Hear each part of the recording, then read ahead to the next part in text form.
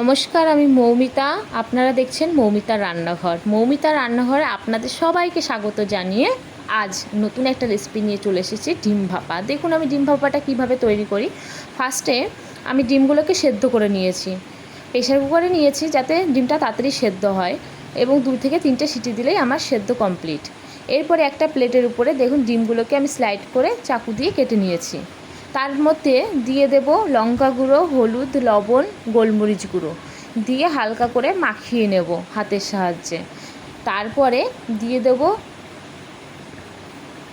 একটু সাদা তেল। সাদা তেলটা দিলে আমার এটা ভাজতে সুবিধা হবে এবং তেলটা ছিটকাবে না। তা সাদা তেলটা আমি ভালো করে সুন্দর করে মাখিয়ে দিলাম, দিয়ে আমি 10 মিনিট মতন এটা রেস্টে রেখে দেবো।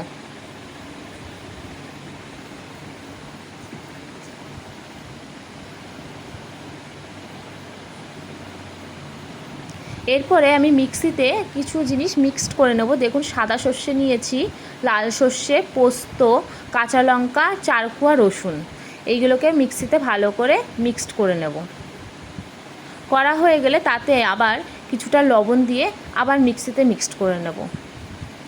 দেখুন আমি বাটিতে ঢেলে নিয়েছি। এরপরে টমেটো কুচিগুলোকে আমি পেস্ট করে নেব।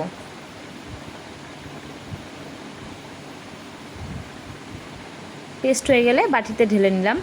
এরপর কড়াইতে তেল দিয়ে তেলটাকে গরম করে নিতে হবে।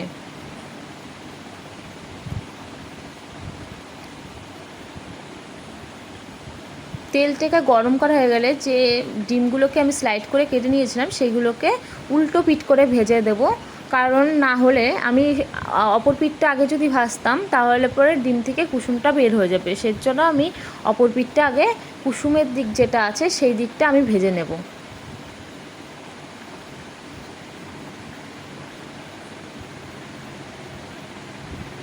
ভাজা হয়ে গেলে এবার একের পর এক উল্টে দিয়ে আবার ভেজে নেব। তারপরে আমি ডিশে তুলে নেব।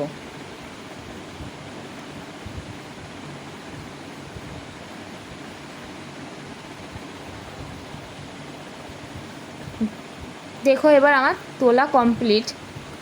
এরপর কড়াইতে যে তেলটা ছিল সেই তেলটা আমি ঠান্ডা করে নিয়েছি। ঠান্ডা করে তার মধ্যে ওই মশলাগুলো আমি দিয়ে দিয়েছিলাম। তারপরে আস্তে আস্তে ডিমগুলো ছেড়ে দিতে হবে। এটা কিন্তু গ্যাস বন্ধ রাখা অবস্থাতেই করতে হবে তোমাদেরকে। রেখে এরপরে যেই দেওয়া কমপ্লিট তার মধ্যে কিছু কাঁচা লঙ্কা দিয়ে দেব। এগুলোকে তোমরা চিড়েও দিতে পারো, আবার গোটা গোটাও দিয়ে দিতে পারো।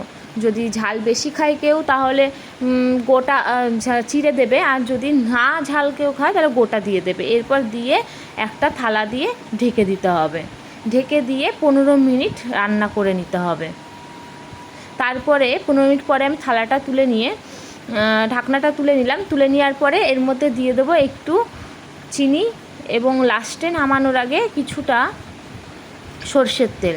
এই সর্ষের তেল এবং চিনিটা দেওয়ার পরে আমার 5 মিনিট লো ফ্লেমে গ্যাসটাকে রাখতে হবে, রান্না করে নিতে হবে তোমাদের।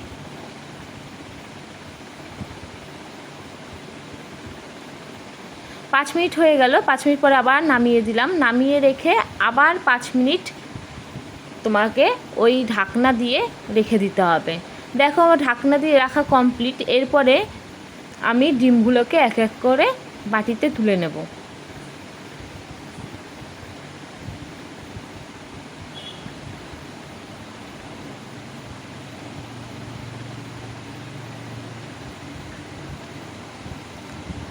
হয়ে গেল আমার ডিম ভাপা তৈরি।